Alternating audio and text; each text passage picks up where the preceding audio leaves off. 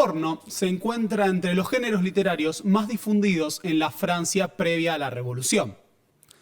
Uno esperaría que entre las lecturas, por ejemplo, que eran consideradas subversivas, encontráramos, no sé, el contrato social.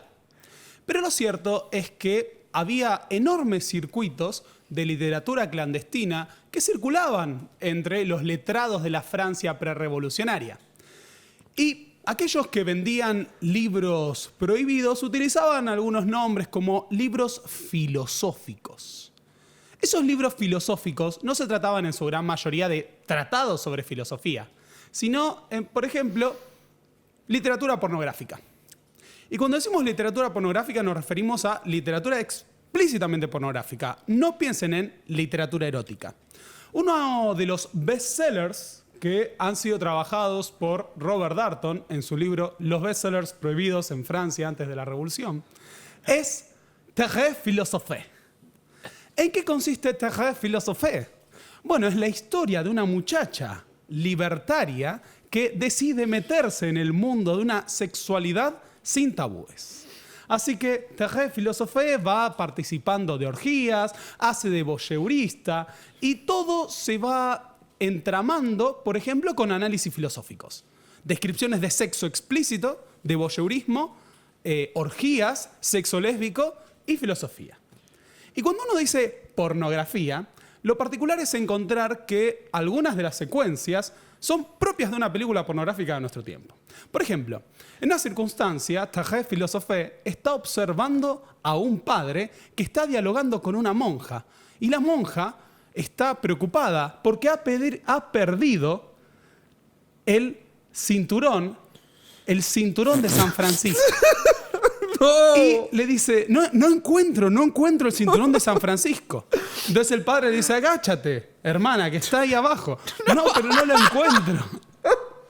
No encuentro el cinto de San Francisco. ¡Qué peor! No termina ahí. Entonces el padre le dice, pero está acá, lo podés sentir, y le empieza a penetrar.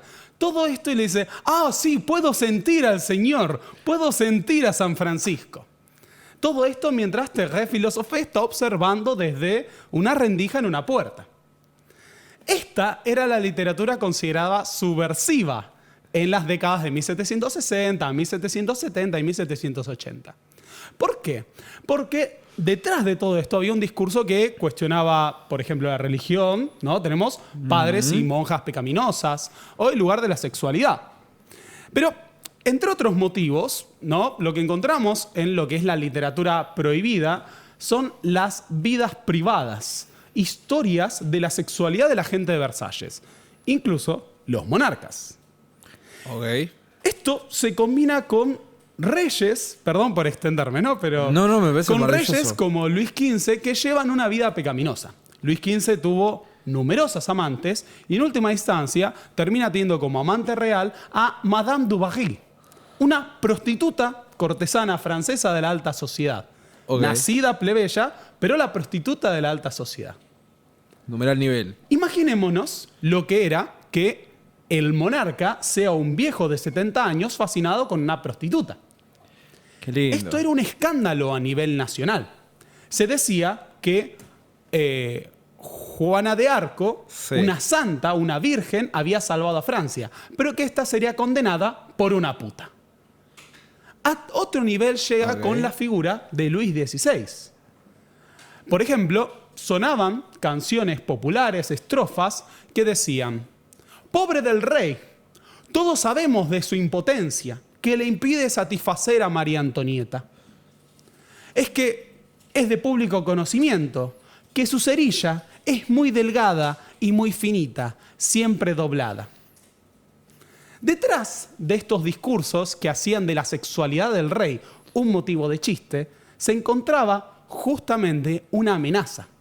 En tanto el monarca fuera una figura banal, de la que uno podía reírse, que era pecaminosa y encima impotente, aquel monarca cantaba una estrofa que porta un cetro tan flácido como su pene.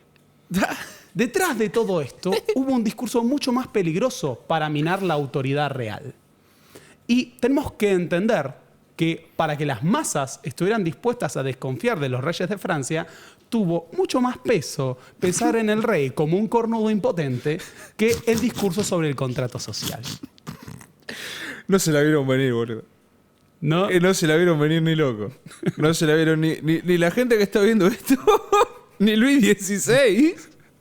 Que podemos decir que... ¿Qué tema, no? Pensar que tenés una revolución en puerta y tenés que andar preocupándote que no es un cornudo impotente.